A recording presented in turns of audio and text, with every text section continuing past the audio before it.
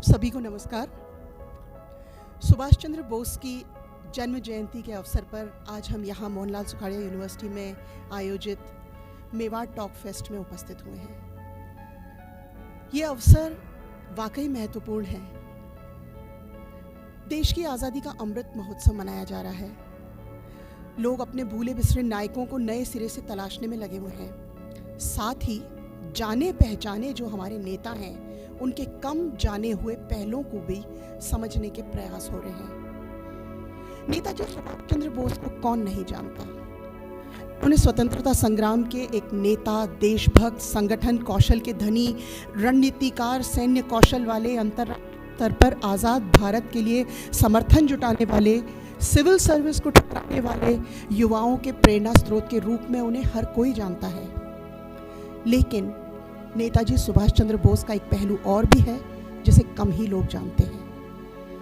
वो एक पत्रकार का पहलू है, एक कुशल कम्युनिकेटर जिसकी लेखनी और वाणी दोनों ने देश में अंग्रेजों की हुकूमत के विरुद्ध भावनाएं प्रबल करने का कार्य किया ही, देश विदेश की प्रमुख घटनाओं और भारत पर उनके प्रभाव पर का भी उन्होंने विस्तार से विवेचन और देश को जानकारी दी। लेकिन नेताजी सुभाष चंद्र बोस के व्यक्तित्व के इस पहलू पर आम जनमानस को कम ही जानकारी है।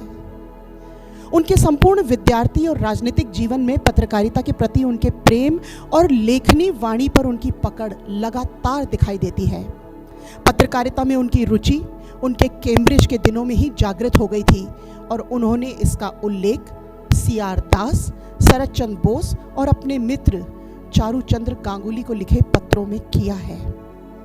पत्रकारिता का पहला पाठ उन्होंने सीखा कलकत्ता कांग्रेस के पब्लिसिटी सेक्रेटरी के रूप में, जैसे आज हम कहते हैं पार्टी प्रवक्ता, पार्टी के लिए विज्ञप्तियां लिखने वाले। फिर बंगलार कथा से उनका कार्य परिष्कृत हुआ और एक मैच्योर संपादक के रूप में उन्होंने पहचान बनाई फॉरवर्ड ब्लॉक नाम के राजनीतिक साप्ताहिक से, जिसका प्रकाशन 5 अगस्त 1949 को हुआ। निष्पक्ष पत्रकारिता की आवश्यकता उन्होंने उस दौर में भी समझी। उन्होंने कई राष्ट्रवादी निष्पक्ष लेखकों से संपर्क साधा और उनके लेख फॉरवर्ड ब्लॉक में छापे। सुभाष भी फॉरवर्ड ब्लॉक में लगातार अंग्रेजी हुकूमत के विरुद्ध लिखते थे और उनका एक एडिटोरियल डे ऑफ रेकनिंग अंग्रेजी हुकूमत को इतना नागवार गुजरा था कि उन्हें जेल हो गई थी। फॉरवर्ड ब्लॉक के कई संपादकीय लेखों पर सुभाष चंद्र बोस की छाप साफ दिखाई देती है, लेकिन उनका नाम नहीं है। ये पक्ष भी सामने आया है कि वे छद्म नाम से, पेन नेम से देश ही नहीं विदेश की कई पत्र पत्रिकाओं में भी लिखते थे। उन लेखों की तलाश आज भी जारी है। सुभाष चंद्र बोस कई अखबारों से जुड़े थे, जैसे आत्मशक्ति, नवशक्ति, विजोली, स्वदेश, मॉडर्न रिव्यू, लिबर्टी। ये तो सिर्फ कुछ नाम हैं। वो कलकत्ता के मेयर रहे और कलकत्ता म्युनिसिपल कॉरपोरेशन का कलकत्ता म्युनिसिपल गजेट उन्हीं की सोच की देन था। पूर्वी एशिया में सभी भारतीय भाषाओं में कई दैनिक और साप्ताहिक समाचार पत्रों के प्रकाशन में सुभाष चंद्र बोस का अहम योगदान रहा, जैसे Azad Hind, voice of India, Awaz-e Hind आदि। उनकी पत्रकारिता ओजस्वी और आक्रामक थी। कलकत्ता जर्नलिस्ट एसोसिएशन ने उनकी निर्भीक पत्रकारिता के लिए उनकी मुक्त कंठ से प्रशंसा की। लेकिन नेताजी की लेखनी में जितना तेज था, उनकी वाणी भी उतनी ही ओजस्वी थी। उनकी नूतन में प्रयोग करने की क्षमता अद्भुत थी और उसका जीवंत उदाहरण है Azad Hind radio. Short wave पे चलने वाले इस रेडियो ने भारत की आज़ादी की गाथा में एक बड़ा लॉन्ग चैप्टर, बड़ा लंबा महत्वपूर्ण चैप्टर लिख डाला। ये सुभाष चंद्र बोस की पत्रकारिता का एक उत्कृष्ट उदाहरण है। 7 जनवरी 1942 में इस रेडियो की शुरुआत जर्मनी से हुई। ये फिर म्यांमार से प्रसारित होना शुरू हुआ, फिर जापान ऑक्यूपाइड सिंगापुर से, और अंत में इसका ऑपरेशन हैदराबाद शिफ्ट किया गया।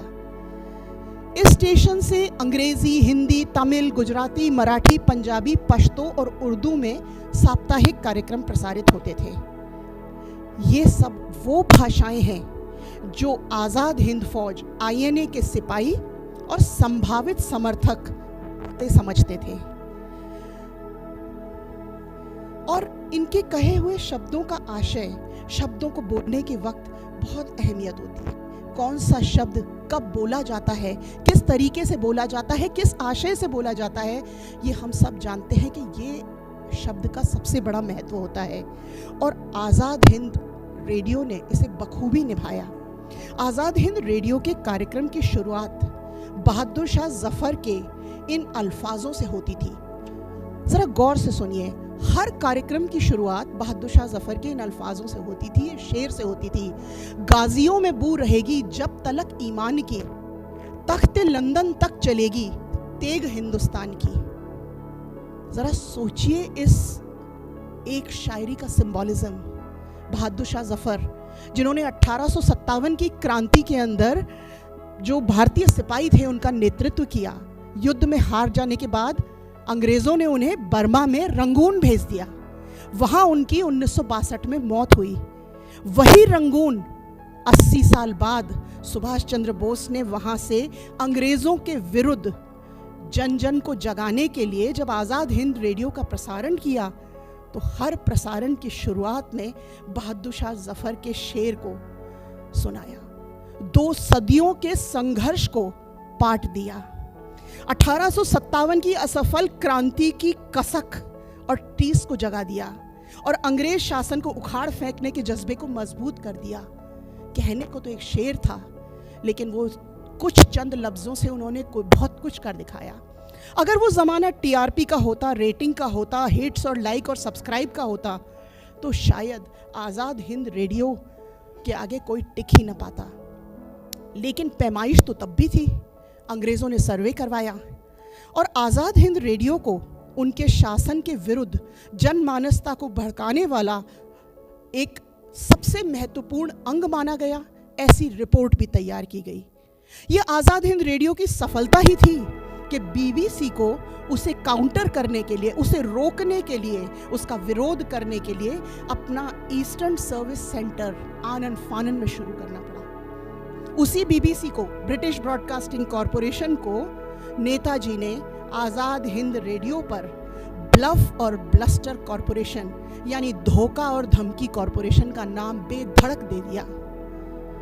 आज भी हम देखते हैं भारत के संदर्भ में खबरें कुछ इसी पुट पे आती हैं। कोविड इसका सबसे उत्कृष्ट उदाहरण है। इसी आज़ाद हिंद रेडियो से ही नेताजी सुभाष चंद्र बोस ने 21 अक्टूबर 1943 को अंग्रेजी हुकूमत पर युद्ध का ऐलान कर दिया। इसी आज़ाद हिंद रेडियो से सुभाष चंद्र बोस ने 6 जुलाई 1944 के दिन अपने भाषण में गांधी जी को राष्ट्रपिता कहकर संबोधित किया और उनसे अंग्रेजों के विरुद्ध उनके युद्ध में शुभकामनाएं और आशीर्वाद मांगा।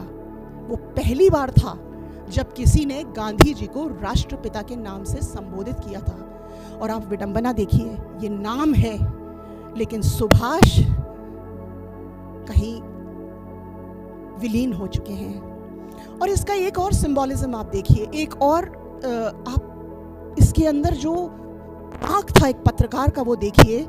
अहिंसा के जरिए स्वतंत्रता प्राप्त करने के हिमायती गांधी जी से युद्ध पर निकले सुभाष शुभकामनाएं और आशीर्वाद मान रहे हैं। और हमारा जो देश है, उसका जो जनमानस है, वो विनय करने वाले, अनुनय करने वाले को स्नेह देता है, समर्थन देता है, सहभागिता देता है। और इस एक शुभकामना और आशीर्वाद के संदेश से सुभाष ने ये सब जनता से प्राप्त किया। आज़ाद हिंद रेडियो से ही उन्होंने नारा दिया था, दिल्ली दूर नहीं, तुम मुझे खून दो मैं तुम्हें आज़ादी दूंगा। ये सभी कुछ देन जो है वो आज़ाद हिंद रेडियो की है। बोस की आज़ाद हिंद फौज 1945 में अंग्रेज़ों से हार गई थी, लेकिन उसके बाद भी कुछ समय तक आज़ाद हिंद रेडियो चलता रहा, लेकिन फिर उसके स्वर शांत हो गए। सुभाष चंद्र बोस एक बेहतरीन पत्रकार थे। आज की संवाद शैली में अगर मैं कहूं तो एक एक्सेप्शनल मीडिया पर्सन। विभिन्न माध्यमों से जनता तक उनकी बात प्रभावशाली तरीके तक पहुंचाने की जो कला होती है, उसमें वो पारंगत थे। उनके जीवन का ये पहलू बेहद प्रभावशाली था। यहाँ उपस्थित जितने छात्र हैं, विशेष तौर पे इतिहास और पत्रकारिता के छात्र हैं, मैं उनसे ये आग्रह करना चाहती हूँ कि नेताजी के व्यक्तित्व के हर पहलू की तरह इस पहलू पर भी उन्हें लेखों, भाषणों को तलाशना चाहिए, शोध पत्र तैयार करने चाहिए, तभी नेताजी को सच्ची श्रद्धांजलि दी जा सकती है। नमस्ते, धन्यवाद।